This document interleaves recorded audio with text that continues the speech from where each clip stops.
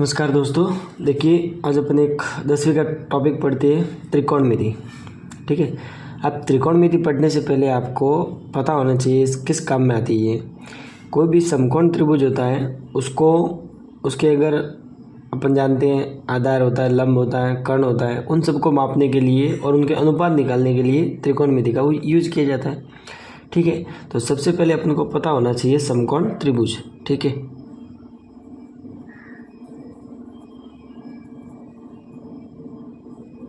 समकोण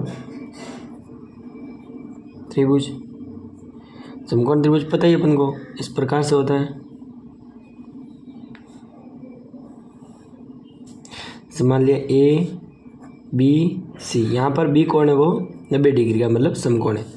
अब देखो, समकोण त्रिभुज में जो न्यून कोण होता है, जैसे यहाँ मैं मान लेता हूँ सी न्यून कोण है, तो जो न्यून कोण होगा उसके सामने की भुजा होगी वो हमेशा होगी लंब।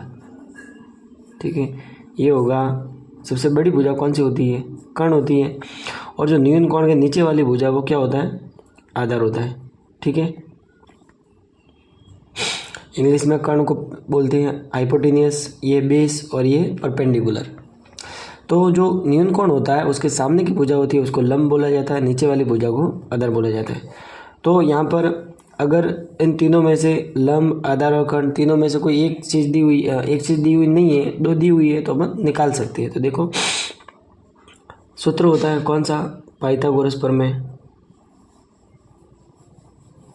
अपन जानते हैं पाइथागोरस प्रमेय। पाइथागोरस प्रमेय का एक अन्य नाम है बोधायन प्रमेय। क्या नाम है? बोधायन प्रमेय। तो बोधायन प्रमेय के अनुसार क्या होता है? इन तीनों के अंदर एक संबंध होता है, कर्ण का स्क्वायर बराबर आधार का स्क्वायर प्लस लंब का स्क्वायर। इस प्रकार से अपन अगर आधार दिया हुआ है, लंब दिया हुआ तो कर्ण निकाल सकते हैं। इसी प्रकार यदि कर्ण है, आधार दिया हुआ तो लंब निकाल सकते हैं, कर्ण भी निकाल सकते हैं, आधार भी निकाल सकते हैं। तीनों में से अगर दो वस्तुएं दी हुई है एक चीज निकाल सकते हैं। तो आगे देखिए, इस प्रकार करने के बाद अब समकोण त्रिभुज तो निकाल दिया, अब त्रिकोणमिति इसमें कैसे है? तो देखो, 1 2 और 3, तीन भुजा अपने पास, तो तीन भुजाओं का इसका और इसका अनुपात हो सकता है, इसका और इसका हो सकता है, इसका और इसका हो सकता है। ठीक है।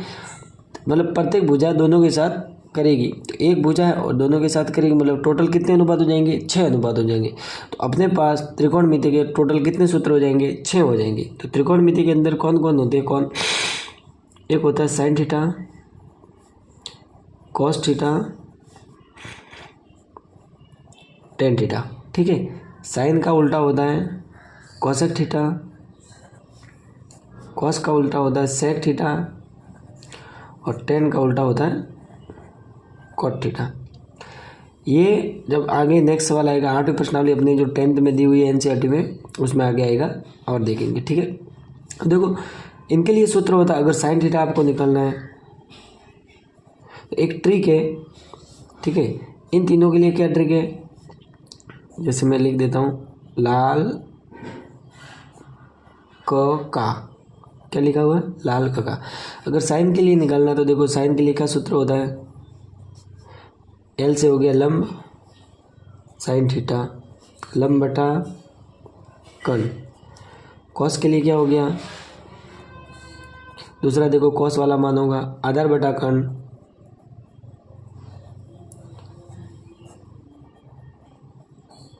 तीसरा क्या है? Sign cos ten. Tan theta के लिए क्या होगा? लंब बटा आधार।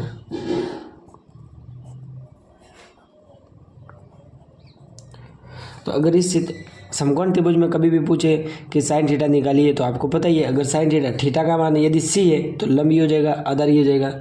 अगर बोला कि थीटा का मान ए है, साइन ए निकालना है, तो ए के लिए देखो ये ए होगा, तो ए के लिए लंब ये हो जाएगा, आधार ही हो जाएगा। लंब और आधार में परिवर्तन होता रहता है। किस पर निर्भर करते हैं? ये न्यून कोण पर निर्भर करते हैं। न्यून कोण के सामने वाली भुजा हमेशा लंब रहेगी। ठीक है। 3 सूत्र ये हो गए। अब इसका उल्टा कर दो, का बटा लाल। तो जैसे कोसेक के लिए देखो, कोसेक थीटा बराबर कर्ण बटा लंब, कर्ण बटा लंब। फिर है सेक थीटा कर्ण बटा आधार, फिर है कॉट थीटा। कॉट थीटा के लिए क्या है, आधार बटा लंब।